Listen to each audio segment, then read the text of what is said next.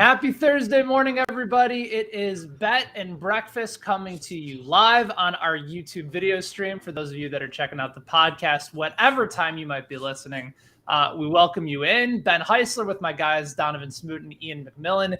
Iain pulling a little double duty this week after hosting on Monday. Seemed like everything got off to a fine start indeed. And now we got plenty of actual odds to discuss with a lot of these divisional matchups being set. And I think that's kind of where we have to start things off today, guys, because these are really compelling games. Iain, I saw something that you put out about the different underdogs that we might talk about a little bit, with all of them being very much live this week. But just curious to get your initial impressions on all these games. I feel like this might be the best weekend that's not Super Bowl weekend of the NFL season. Yeah, I think we're kind of due for a weekend of good games, because the wild card weekend, to be honest, wasn't good. Basically every game was a blowout. There was the ref show between the Bengals and Raiders, which wasn't a blowout, and then the 49ers Cowboys was a blowout right up until the very end. So I think we're due for some good games here. All the spreads are pretty close outside of the Niners Packers game, but I think we're going to see a lot of games come down to the wire. It's going to be fun. What do you think, Donnavan? Is this the weekend, you think, where we finally have some actual full-on compelling action of these games? Or could we see more of the favorites just continue to pile on the way that they did? I think outscoring underdogs last week by 91 points in 6 games. Yeah, I don't think it's going to be as bad as last week. And listen, like last week, one of the games I was all over was Eagles Tampa Bay, and that game just turned into, a slaughtering. I don't think we're going to see a game like that, but I don't think every game is going to go down to the wire, though. I think we'll probably see one of these games that, and we'll get into it later, but I think one of these games isn't going to be as close as the rest of them. Yeah, I'm excited to break down the slate with you guys. And we're actually going to change things up a little bit here on Thursday's show. Normally, we like to do our plays and fades. But I thought it'd be fun for us to go and take all 4 of these games, condense them down into power rankings, and go through it together. Try and find the games that we're feeling the most confident in, put them at number 1, and the games that maybe we're a little less confident, and see if the 3 of us together can kind of get everybody back on track and feeling a little bit strong about it. Also appreciate Young Acorn checking in on the YouTube stream. Always good to see you. Appreciate you hanging out with us this morning. But before we start things off, though, I saw this trend, and we actually wrote about it over at BetSided. And I want to shout out John Helmkamp for writing the article over at BetSided, as well as Adam Stark of Everyday Fantasy Football for the poll. This, of all the trends, and you're going to see hundreds throughout the course of the week, Tom Brady having more playoff wins than 28 other teams in the NFL's history is staggering. And I keep thinking, like, we're just not going to see that ever again. Like, is Mahomes probably the only guy that we think could probably break this record? By the way, if he wins the Super Bowl this year, he's going to have more playoff wins than every single team in the NFL. Just insane. Is this a record that you think ever gets broken? No. Because, like, you're asking somebody to win. You're asking somebody literally to go to the AFC Championship game or to whatever conference championship game every single year for 15 years. And then you're asking them to win 6 Super Bowls. Like, oh my gosh. It's frustrating to think about just how much Tom Brady we've had in our lives, and especially like in playoff football, but it won't happen. You're asking too much. Iain, there's like a pained expression. Iain, you have this pained expression on your face. Did I strike a nerve? Is it just too much Tom Brady? Tom Brady. I hate Tom Brady so much. I mean, I'm sure he's fine as a guy. I don't hate him as a person, but just literally the first NFL game I ever watched in my life was Tom Brady's first Super Bowl against the Rams, because my dad is a diehard Rams fan. So the MacMillan family is 0-3 against Tom Brady in Super Bowls. Literally my entire life as a football fan, I've had to see his smug grin year after year, playoff game after playoff game. He gets calls that go his way. The tuck rule was the beginning of it all. I'm sick of him. I'm tired of him.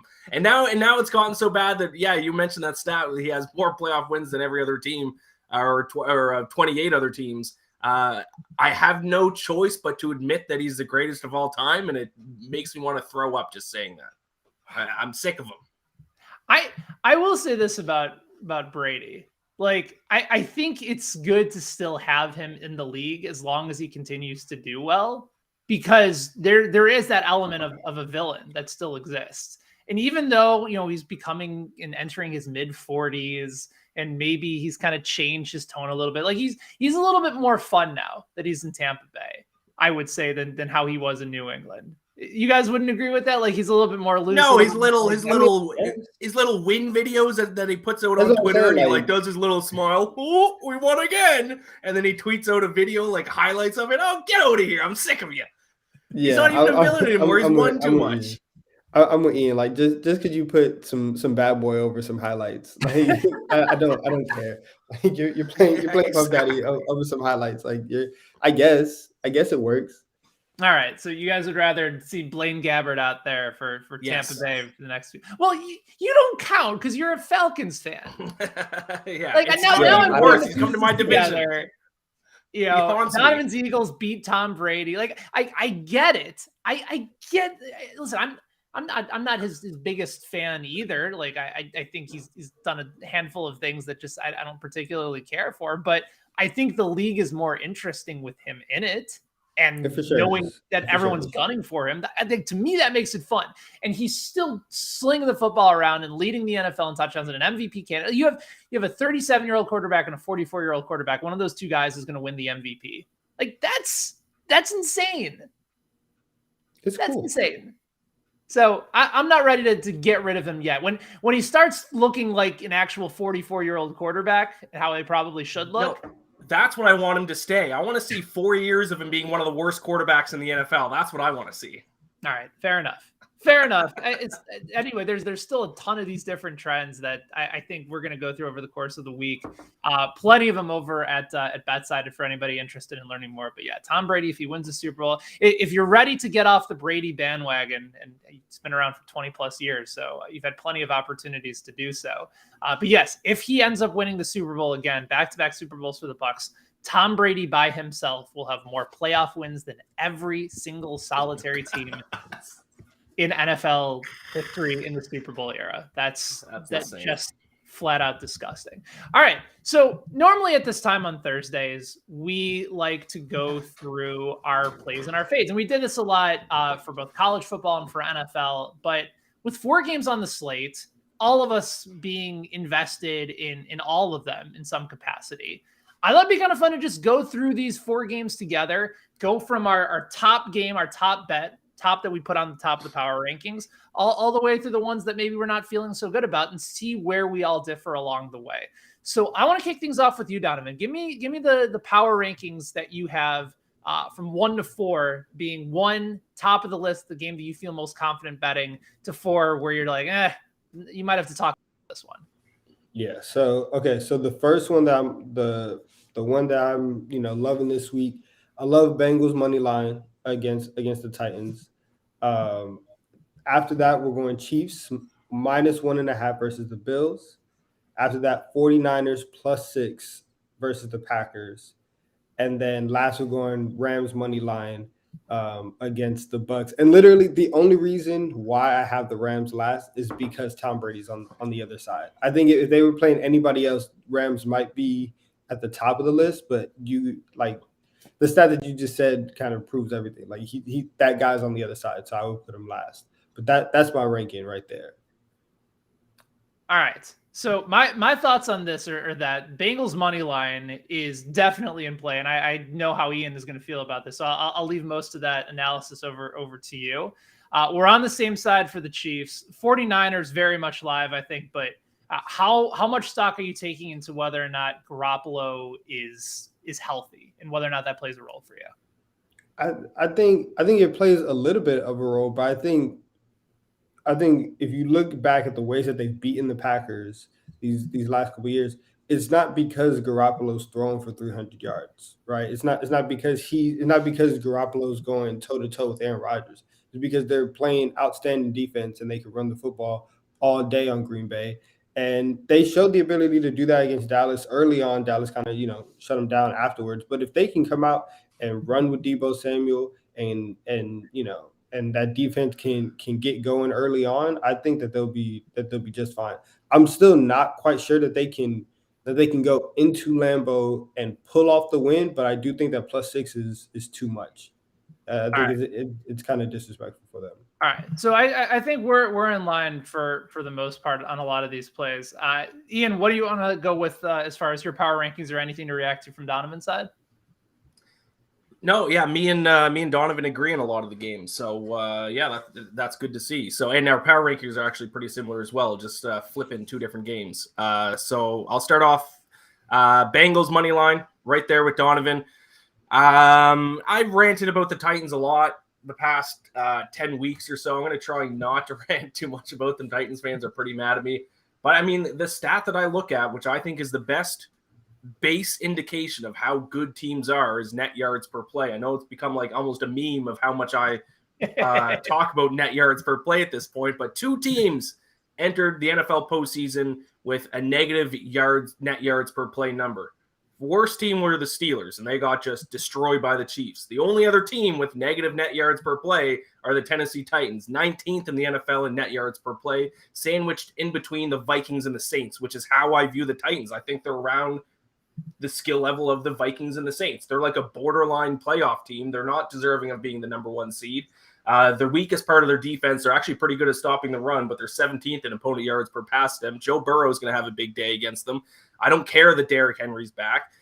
Titans fans and anyone who's backing them likes to cite the big wins they had against the Rams, where they got outgained by about 200 yards, or the win against the Bills, which was probably their best game of the season. But then they're going to ignore the fact that they lost to both the New York Jets and the Houston Texans, two of the worst teams in the NFL this year. So no question for me, my most confident play is the Bengals. The Titans stink.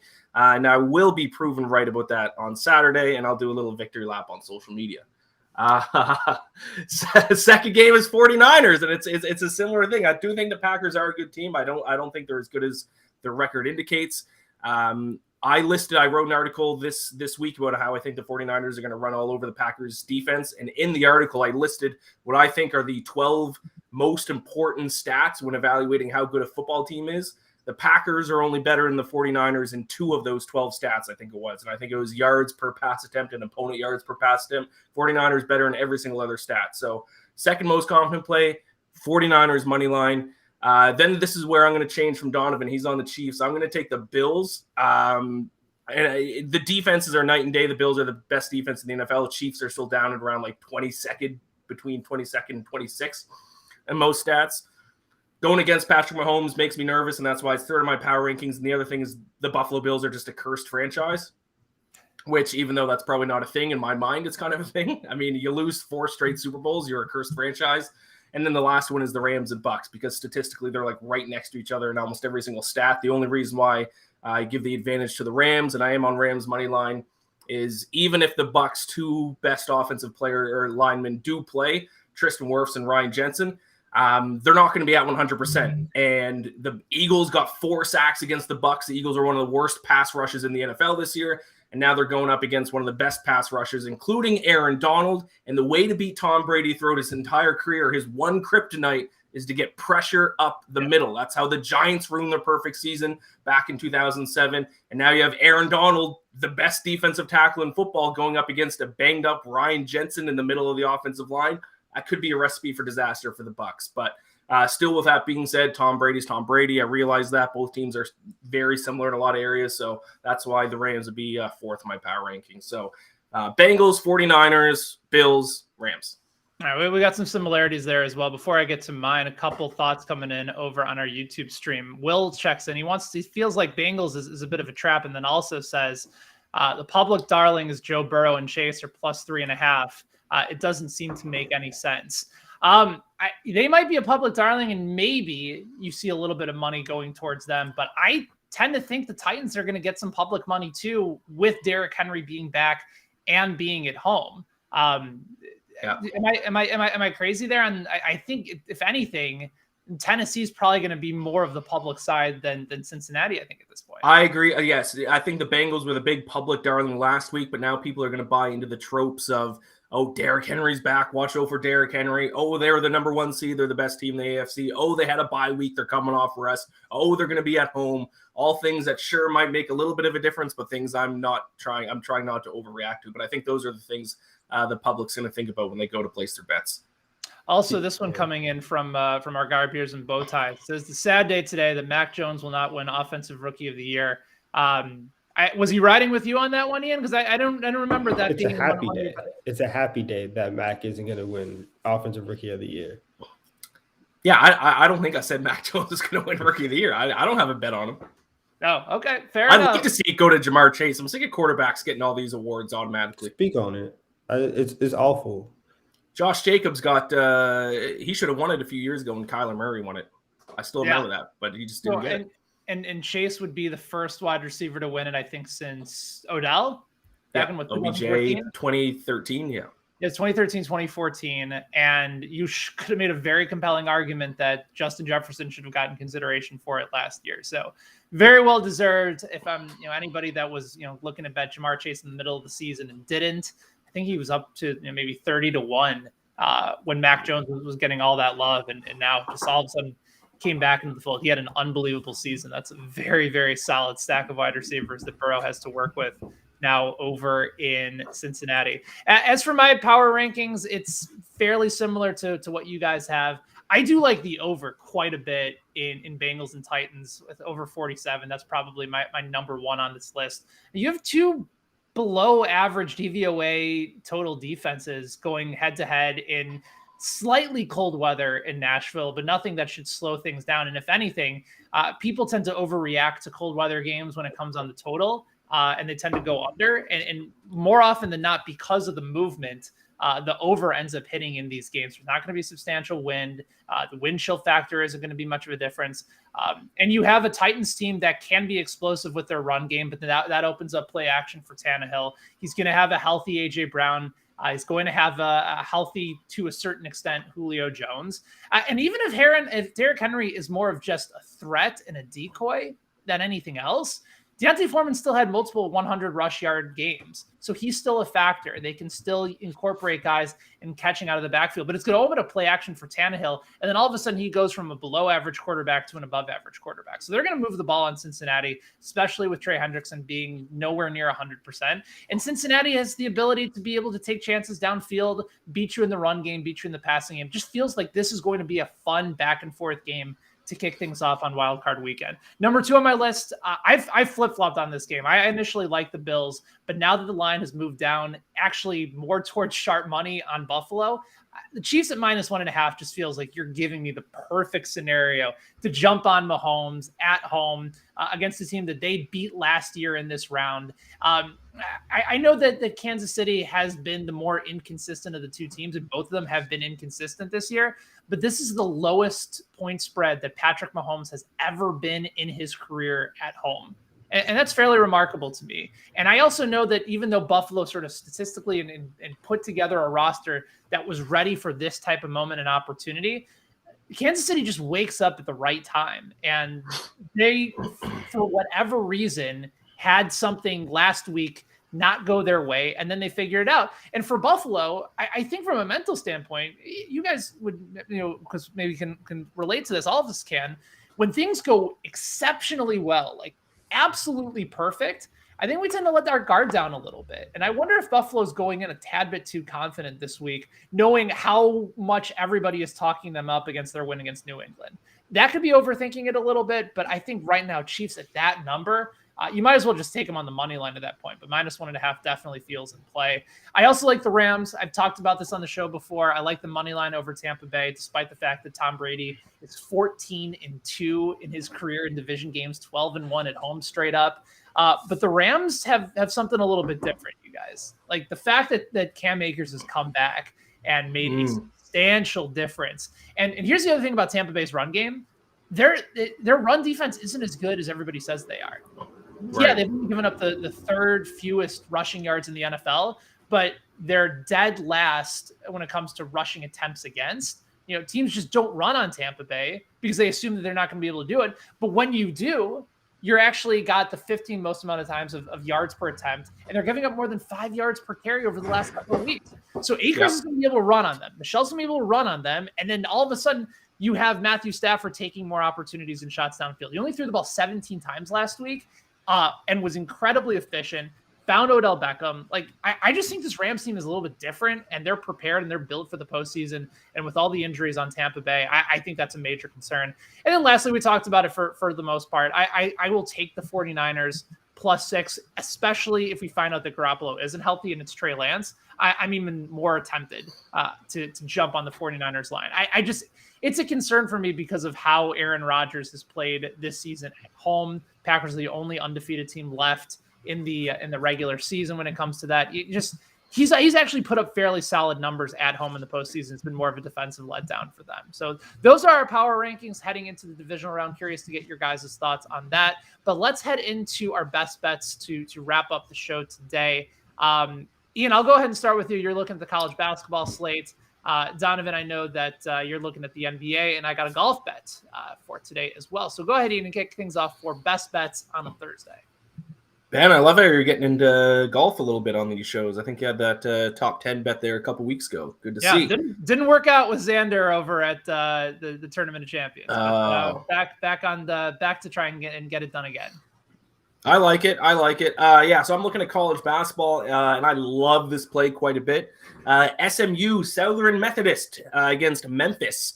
SMU is +6. When you look at the numbers, both offensively and defensively, they're very similar. 49th and 67th in effective field goal percentage, 89th and 66th in defensive efficiency. But yet it's a 6-point spread, and there's a few other reasons why I like SMU quite a bit. I think it's a great stylistic matchup for them. Memphis ranks 54th in 2-point shot rate, so the majority of their offense comes down low. But SMU ranks 24th in opponent 2-point field goal percentage, so their interior defense is very good. And then the opposite is true for the other side of things. So SMU is 65th in 3-point shot rate. They shoot the 3 ball a ton. Memphis 207th in opponent 3-point field goal percentage. Their weakness is on the perimeter. So that stylistic matchup favors SMU quite a bit. And then finally, Memphis can't stop turning the ball over. 353rd in turnovers per possession. That is 6th last in the country. I will never be laying 6 points on a team that is 353rd in turnovers per possession. Just not going to happen. So I love SMU getting the points in this matchup. All right, SMU +6 versus Memphis. You can get that line over at WinBet. Donnavan, give me an NBA play and an NBA winner tonight.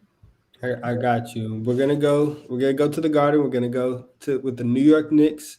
So I got them at -3.5. It's moved up to -4. I still like the play. Covering against the Pelicans. The biggest difference with the Knicks this season rather than last season has been their defense. But in the last 10 games, they've kind of turned everything around. The Knicks defensive rating wise, they are 11th in the league over the last 10 games. But they are still very, very average. And the problem is the offense, but they should be fine tonight. They're going up against New Orleans, who is 20th in the league in defensive rating and who is 23rd in defensive rating on the road. And so RJ Barrett is shooting great right now. I think tonight really depends on what you're going to get out of Julius Randle because RJ is going to show up. But I think that even at -4 and the Pelicans not being able to defend consistently, I think the Knicks will be able to get it done tonight. All right, go ahead and jump on board with the Knicks, available at -4 at WinBet. I'm going back to golf, like you said. I think it's an opportunity for Sung J M to bounce back after a frustrating round over at the Sony Open because he had been so good over his last several rounds. I always like when I'm going through the different metrics for golf, I usually focus more on their last 24 rounds as opposed to, their last, 4 or 8 or even 50. I think 24 gives you a decent amount sample size where you can take in recent form while also going back and trying to find some trends along the way. But he's coming off a miscut at the Sony Open. But the previous 4 rounds that he played, he had won the Shriners, finished top 9 at the CJ Cup, top 19 at the Houston Open, then top 8 over at the Century, which was a couple of weeks ago, also in Hawaii. I have a model that I use over at Fantasy National, and where they take all these different cumulative numbers, put them together, and he actually comes in number 3rd or number 3 in my model. So I just think he's set up for a lot of success, and he's played really well over at the desert as well for the American Express, just outside of Palm Springs. This is somebody that finished top 12, top 10, top 12. So he's just right on the cusp of breaking through there. He's also top 5 in strokes gained. He's second in strokes gained tee to green, also number 2 in around the green. So he's putting himself in really good position overall. He just needs to be a little bit better and more consistent with the flat stick for him to be able to get through. And again, third in my model over Fantasy National over his last 24 rounds. I just think he sets up very well to bounce back. I always like jumping on board with guys that missed the cut the week before when you know that recent history is indicative of them bouncing back. It's not as if they missed 2 or 3 cuts in a row. I think Sung Jae Im is in a really good spot to be able to bounce back this week. And there you have it, guys. Those are our best bets for Thursday. Appreciate all of you guys coming out and hanging out with us here on Bet and Breakfast. I will be back on Monday with Reed Wallach and Peter Dewey as we recap the divisional round, start looking at the AFC and NFC championships, and of course, our best bets for Monday as well. If you guys enjoy the podcast, make sure you give us a review over at Apple Podcasts and Spotify, and tell your friends about us as well. You can watch us live on YouTube. You can check us out wherever you get your podcast. Always have a lot of fun hanging out and talking betting with all of you guys. So for my guys, Iain and Donnavan, I am Ben. We thank you for joining us. We'll be back on Monday for a brand spanking new edition of Bet and Breakfast. Until then, may all of your bets hit.